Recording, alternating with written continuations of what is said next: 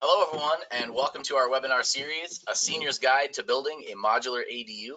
This is part 6 of 10, titled Field Study and Site Inspection, Creating the Install Plan. This is brought to you by Mr. John Aronson, President and owner of Crest Backyard Homes, and myself, Jeremy Knock, President and owner of Golden Age Financial Solutions. This series is designed to take you from the initial idea of the ADU all the way through the certificate of occupancy, using the HECM loan to maximize your cash flow. This is brought to you every Tuesday and Saturday from 10 a.m. to 10:30 a.m. Sessions will be recorded and available to share and watch later, so please do. FYI, if you do want to adjust the size of the webcam, there is a bar on the side. You can make them much smaller so that you can see more of the presentation. Now, we break this up into two parts. The first part is about a 20-minute info section. The last 10 minutes is a Q&A portion. We will be addressing all the questions at the end in the 10-minute Q&A portion. Now, if you have a question in the meantime, there's a little button on your menu for the webinar. Grab that, type your question in, and we will answer them at the end in the order we receive them. So today we are going to be exploring specifically how the field study and the site inspection goes and what to be looking for while you're building your ADU. That being said, John, could you give us a brief review of all the parts of the field study and the site inspection? Well, Jeremy, now's the time to pay a visit to the site to finalize and mark the locations, as well as evaluate and verify any and all permitted or non-permitted, non-conforming structures. We'll also be going to identify and mark all the utilities and the desired location of the backyard home. On our way to the project, we'll be looking to solidify accessibility for the travel route from the factory to the site, as well as observing the site itself. Once on site, we evaluate the accessibility to the property, and most modular homes are going to have to be crane sets, so we need to, get that all figured out. But most importantly, an adequate launching site must be suitable and available for the crane. The site evaluation will also give us the need in order to develop an intelligent cost estimate for the transportation, setup, and installation of the backyard home. It also allows us to determine a viable flow and timetable for the entire project. So, John, why is this such a critical time for the project? Well, this is the first test after you've basically done all your homework. This is where we get to finalize the location and orientation of the backyard home. We'll also get to finalize the exact size and shape of the footprint of the pad that the ADU will be landing on. We'll then assess the final location of all the hardscape that might be incorporated into that space. Can you kind of give us the overview of that process? Well, if you've studied the topo and the plot plan and everything is as it should be, this should be a fairly simple process. As we're arriving at the site, we're looking for all the challenges we may encounter that we mentioned before, like overhead power lines, high trees, shrubs, fences, walls, and so forth. Once on site, we'll evaluate and measure the existing structures. Then we'll measure and mark out the potential location and orientation for the ADU. And once we've mapped that out, we'll take a step back to reconfirm the site accessibility and the staging area. If everything goes as planned, we'll finalize the backyard home location and orientation. We'll also finalize the hardscape location, the parking, and accessibility like walkways, steps, ramps, that type of thing. Next, we'll dial in the transportation requirements. From there, we can put a really sharp edge on the initial cost estimate for the project. Once that's all done, we'll map out the timeline for the setup and the installation schedule. So basically what you're saying is if everything works out perfectly, we'll have a finalized budget, a fully developed setup and install plan, the installation scheduled, and a full project timeline all set in stone. Well, I sure wish it was that easy. I hear you. Well, I know this is a really critical and really personal part of the process. So folks, just keep thinking end user as you're really determining the finalized location and orientation. So John, talk us through what happens when you first walk onto the property, starting at the beginning with where you're going to mark out the potential location and orientation of the ADU. Yeah, the first thing we're looking at is the existing structures. We're going to be comparing the structures we see in person to what's actually on the topo and the plot plan. And bear in mind, your topo doesn't always have everything on it and that you're going to need when you actually do the plot plan. So what exactly are you looking for here?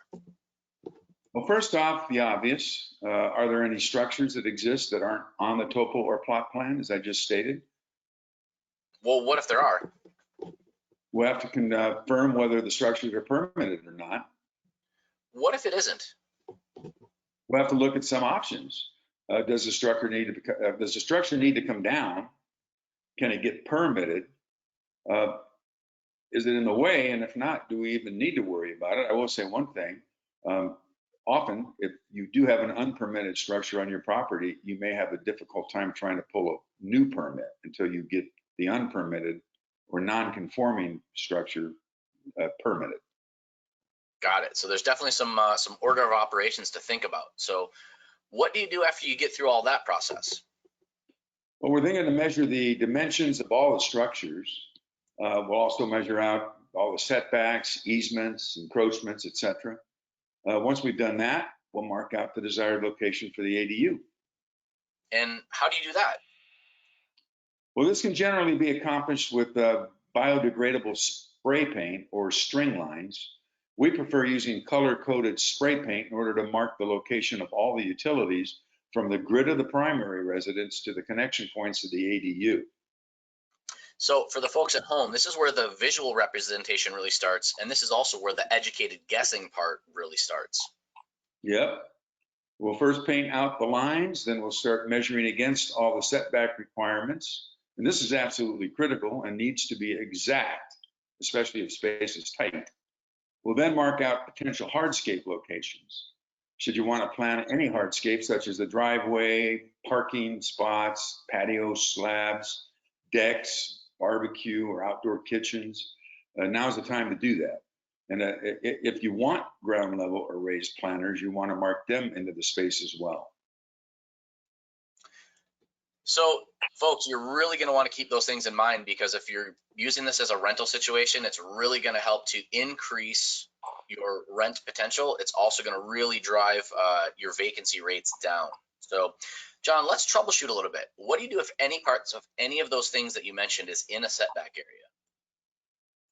Well, if any part of an ADU or hardscape is in a setback, we have a few procedures we can go through. The first is to determine if we can move the potential location and orientation by measuring in any direction in order to get it out of the setback space. If that doesn't work, we'll then look at positioning it slightly one way or the other. In most instances, one or both of these will generally do the trick.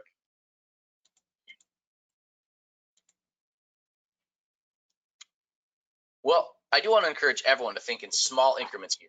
Orientation doesn't need to always be big adjustments or at right angles. You could adjust the orientation just a little bit, a few degrees. You can angle it one way or another. And what you can do is actually have everything fit perfectly when you do that. And you also may be able to really enhance your view or your privacy by angling your orientation a few degrees or one way or another. So John, what happens if you run into a setback again? Well, we have to repeat the process a time or two again. If we can't find the exact location and orientation that everything fits in, we'll then have to look at adjusting either the hardscape or the footprint or the backyard home or both.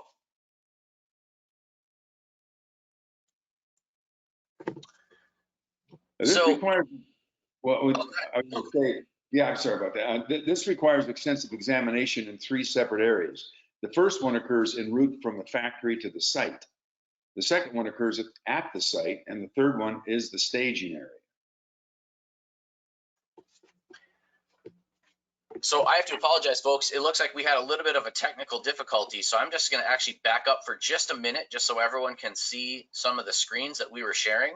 For some reason, it wasn't showing everything. So we're going to back up for just a minute. I apologize. So just a quick review. This is the field study and site inspection, creating the install plan. This is where John was reviewing everything that goes into the field study and site inspection. And we walked through why the critical areas of the whole field study and site inspection plan matter. And then as we walk through the different potential areas for locating the potential location in the ADU and kind of how we walk through that. So that being said, John, can you walk us through some of the site accessibility phase? Now I've got to find out where I'm at. Because of what you just said, I'm a little bit lost in the woods here myself. Oh boy, site feasibility. Ask me that question again. So we were going into the section where we were looking at the site accessibility. Okay. Well, all right. This requires extensive examination in 3 separate areas, as I said. The first one occurs en route from the factory to the site.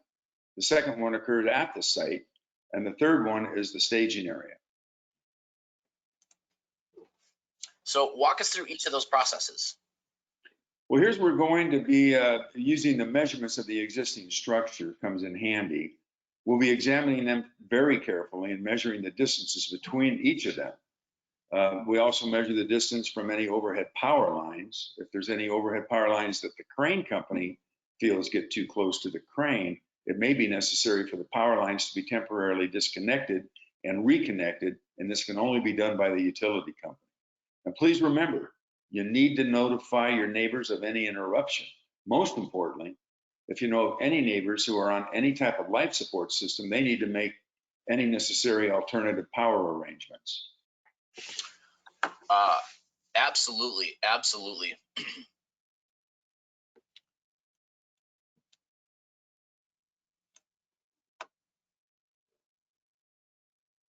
So as a side note, guys, if this isn't scheduled properly and the power company or crane company or the toter or the ADU is late, John, what happens to the delivery schedule with them? Well, they have to wait until everybody shows up. If there's going to be a long waiting period or a possible no-show, then it may have to be rescheduled. This is why it's extremely important for the contractor to keep his eye on the ball at all times. This is a critical detail and needs to be exact, or it can end up costing the homeowner thousands of dollars, which will most generally come back to haunt the contractor as well.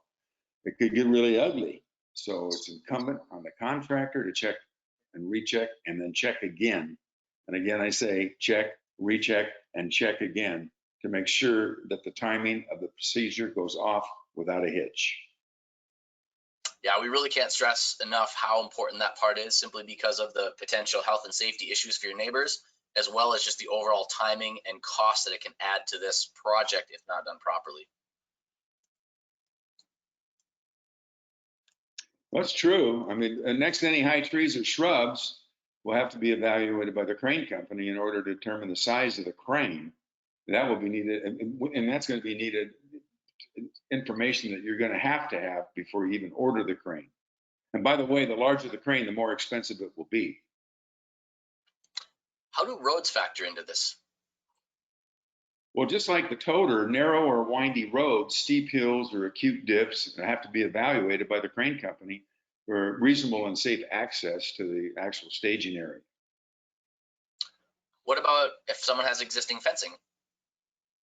They'll have to be evaluated as well. In some cases, they're going to have to be temporarily removed, and after the set, they're going to have to be reinstalled, possibly even replaced. Okay. So what about nearby parking lots? Well, parking lots can be your friend or your enemy, depending on the circumstances. They can be used as possible staging areas, which can really free up temporary road closures or restricted access. Your neighbors will love you. Or the crane company and toter may not get permission to use them, which may render ingress and egress to the site more difficult, perhaps even impossible. If the owner of the parking lot is not cooperative, then you'll have to consider an alternative strategy. So on that note, if we are able to get permission to use a parking lot, it's so important to make sure that the parking lot is going to be empty on the day of delivery.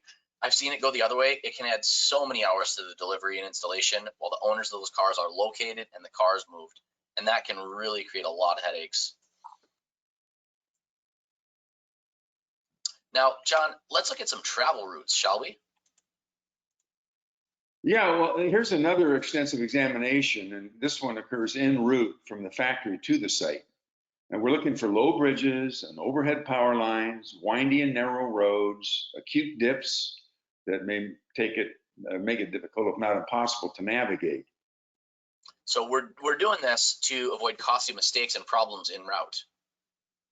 Yeah, now speaking of avoiding problems, we're also paying very careful attention to road widths, specifically if they become narrow at the point of ingress to the actual site. We're also mapping out low bridges, acute dips, windy roads, and extremely steep roads with a sudden flat transition. This can all impact the way the actual module follows the tractor or the toter hauling it. Got it. So as you can see from the picture, ignoring or missing those things can cause some pretty serious problems on the road. Well, they sure can, and they do, and they will if you're not properly informed or knowledgeable about the access. If something like that happened, and this, like what happened in this photo, that would definitely ruin your day. So lastly, let's look at the accessibility to the staging area, can we? Yeah, this is the third extensive examination and one that occurs at the staging area. Can you review those items one more time and how they all tie in together? Sure. We're again looking at the existing structures, the overhead power lines, any high trees, narrow ingress roads, fences, parking lots at all. And what specifically are you looking for regarding all those things in the staging area? We're paying special attention to where the crane will be set up and where the outriggers will go. We must also evaluate the glide path between the boom of the crane and the ADU. So folks, if you don't know, outriggers are giant arms that support the boom crane, and they can take up tons of room. Not to mention those booms themselves can be huge, and their path they cover is absolutely massive, and they're dangling a very heavy piece of equipment from them. So just be aware of that.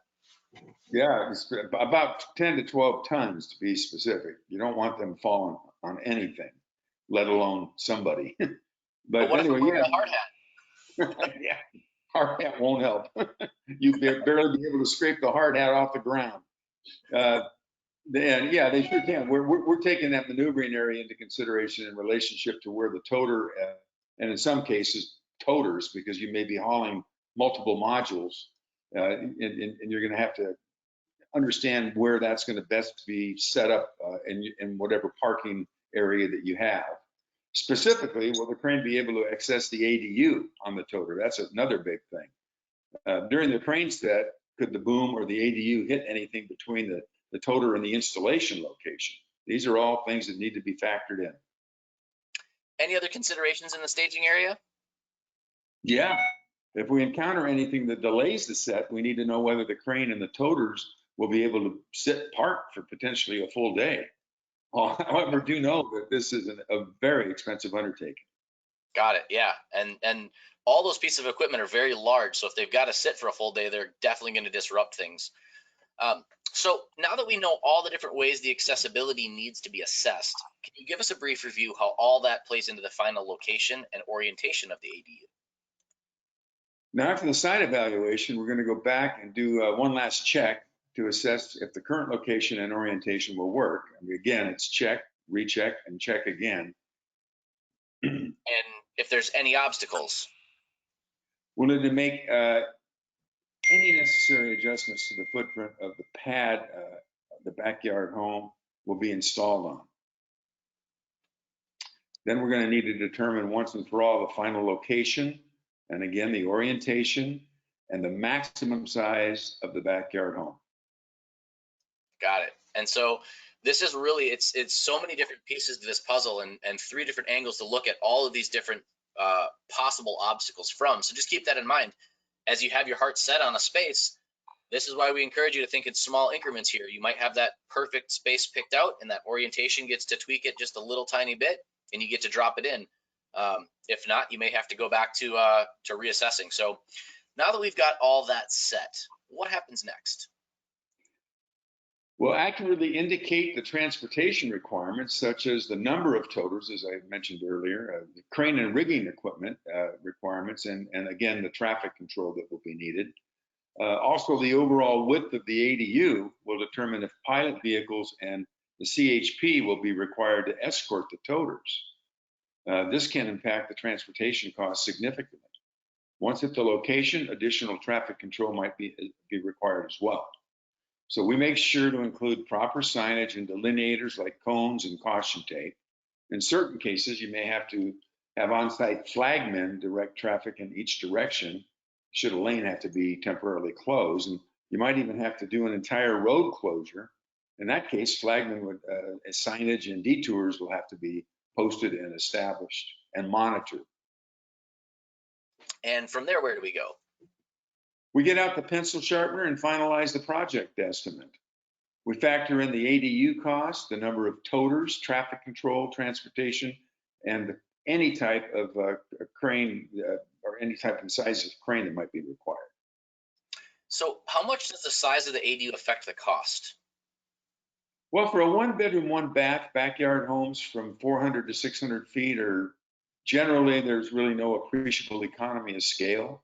But once you begin to add additional beds and baths, the cost will increase accordingly. But interestingly, the cost per square foot can actually go down as the square footage goes up. Naturally, if you that is where the economy of scale sets in. Naturally, if you use multiple sections, your cost per module will increase. You'll also see an appreciable increase in the transportation and the installation and the setup cost. 2-story structures can start getting much more expensive, albeit I must say they'll probably still be less expensive than doing site-built 2-story structures. Got it. Can anything else affect the costs? Definitely. The crane type and size. The boom to reach ratio, as we talked about just a few minutes ago, along with the size and the weight of the ADU, will have to be calculated in order to determine the size of the crane that will be required. The larger the crane, the more expensive it'll be. Toters will be determined, again, by the number of modules being delivered. Traffic and utility control, once again, add up as well. So we use this all to come to the final step, right? Exactly, and that's the setup and installation schedule. We'll need our client's desired start date, so have that firmly planted, really kind of study that carefully. The entire process can take as little as 2 to 4 months, or as long as 12 to 18 months, depending on your particular jurisdiction and their workload and permitting protocol. And just so you know, we don't even order the ADU until you have the permit in hand. In a perfect world, your home can be timed to be built and delivered when your site development has been completed to the point where your home can be set up and installed, kind of almost at the same time. That's the perfect world. So what does that perfect world look like? Well, it'll come down to the factory's ability to coincide delivery with the site development. Once you have your permit, depending on the time of year and the backlog of at the factory that you're ordering your home from, it'll generally take anywhere from 4 to 12 weeks for the home to be built and shipped. Then we coordinate it with the installation crew. The installation crew must be on site to assist in the crane setting of the modules. They also need to be there to secure the home to the foundation and complete the installation process. So with all those boxes checked, we'll be able to finish with your final projected timetable. That's right. So now, Jeremy, let's switch gears a bit. Let's have you tell us about some of the uses for the HECM loan and the ADU strategy. Absolutely. So let's look at some ideas if, for instance, you wanted to do something like rent the ADU for some or maybe more increased rental income. You can use that rental income to pay for things like travel, leisure, or hobbies. You can use it to cover expected or unexpected healthcare costs like medication or maybe in-home healthcare. Now, what if someone wanted to move into the ADU and rent out the main house? Well, you can look at it a few ways. Will it be used to house just you or you and an in-home caregiver? If you use it to house you and an in-home caregiver, that'll drastically reduce the cost of the care since you're providing them room and board. This will reduce your overall healthcare costs and give you more cash flow just to enjoy your retirement. So what do property owners want to keep in mind as they're planning out their aging in place strategy? So I always encourage people to plan for ADA accessibility. Folks, ailing bodies can struggle with stairs. Something like a stroke that happens unexpectedly can make stairs completely unmanageable. planning for the accessibility during construction is a great way to ensure that you can actually age in place like you want to. Remember, it'll also be, because it's ADA accessible and brand new construction, it's going to have all the modern conveniences. That's a good point. ADA compliance is a huge factor. Planning ahead is much less than having to go back and retrofit later. And lest we forget, you can also command increased rental revenue by renting out the main house. So, John, planning ahead, something really struck a nerve that I just wanted to share with you folks, just briefly. I got a client that I've done several HECM loans for in the past several years. Older gentleman, approaching 90 years old. He is now trying to get by on a $1,400 a month Social Security check. It really about broke my heart hearing that his really only ability to take part in any activities leisure-wise is his DVD collection. It just really struck a nerve with me, and it just made me realize how, again, important it is to really plan this stuff out, really take into account what you're trying to do in your retired life, whether it is go see the world a bit, spend time with your kids, your loved ones, and then also just really setting up some protections in place for your spouse and your heirs, if you have any, because when his wife passed away, he lost more than half his income, and there's no going back to work when you're 80 some years old. It's just probably not going to happen. So if you put these measures in place now, get rid of that mortgage payment, build the ADU, get that cash flow, it's just going to put you in the strongest financial position that you can be in so that you can actually enjoy your retired life. So, John, in closing, folks, I just want to remind you, if you have questions specific to the ADU, please reach out to Crest Backyard Homes. Their website is www.crestbackyardhomes.com. Go to their site, find their contact page, and fill it out. They'll be in touch with you shortly. If you have questions specifically regarding the HECM loan, please reach out to Golden Age Financial Solutions. Their website is www.goldenaf, that's A as in Apple, F as in Frank.com. Go to their website, find their contact page, and fill it out. They will be in touch with you shortly. So these sessions, as a reminder, are recorded. Please share them, watch them over and over again. Share them with your friends, family, and loved ones to educate them on this process so that you can take advantage of this and put yourselves in a stronger position. Folks, make sure to join us on our webinar next Tuesday. Look for the link on that one. Don't forget to register. And before we open it up for questions, we have, again, a huge announcement. Next Saturday, we're going to have an amazing guest speaker join us. That's going to be June 13th. That speaker will be Mr. Greg Nicholas himself. He is the housing policy specialist, team leader for all accessory dwelling units in the state of California, specifically for the California Department of Housing and Community Development. If you have very, very, very specific questions regarding your situation, he's the man to answer them. So please be sure to tune in and look for that invite as well. Now, I'd like to open it up for some questions. It looks like we have quite a few, so let's just start at the top. John, this one is going to be for you. What is the minimum width and length of a modular home? Well, the minimum, about as small as you really want one, if you can even find a modular manufacturer that would be willing to make one for you, is 8 feet, which is the standard trailer width for a vehicle being towed down the road. Lengthwise, we've seen them up to 70 feet long. Not often, but we have. And then probably the widest you'd want to go without having to incorporate the cost of pilot cars and the California Highway Patrol would be about 13.5 feet wide. Once you get up around 14 or over, then you're going to be increasing your transportation costs dramatically. Okay. And then what was the minimum length that you said? I'm sorry. Oh, the minimum length. Gosh, probably as short as you want. But again, that's a question of what purveyor is going to want to engage in making any modules that small. About the smallest we've worked with, to be honest, is like a 12 by 36.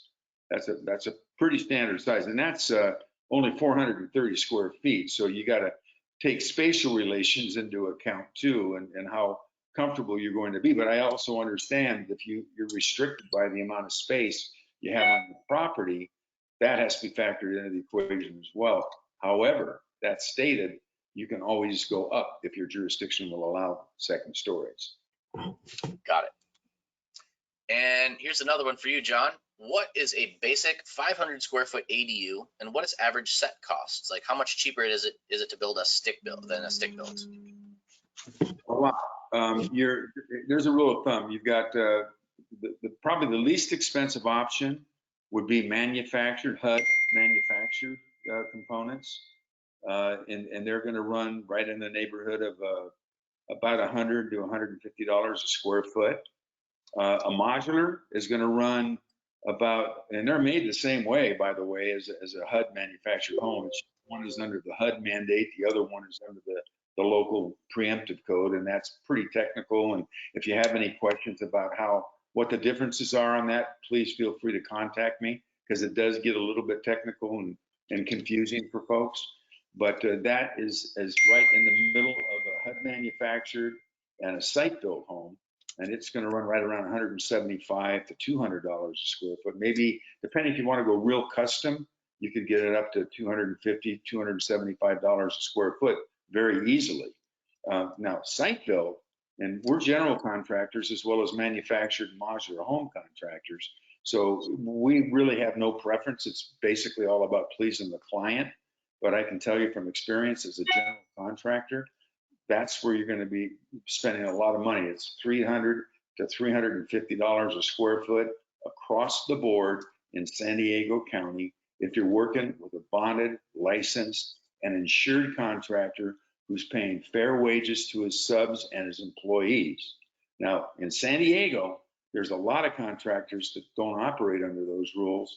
They don't pay their insurance. They don't pay fair wages. They don't use the right kind of labor, or cheap labor, and you get what you pay for. But you keep in mind, you use somebody like that and somebody falls off your roof, guess who's paying that tab? Got it. All right, so here's another one. Are the walls 2x4s or are they smaller like a mobile home?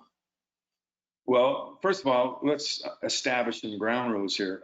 They haven't built mobile homes since 1976, and they haven't used anything less than 2x4s since 1980. So anything in the way of a manufactured home, regardless if it's manufactured or modular, doesn't use less than 2x4 stud construction.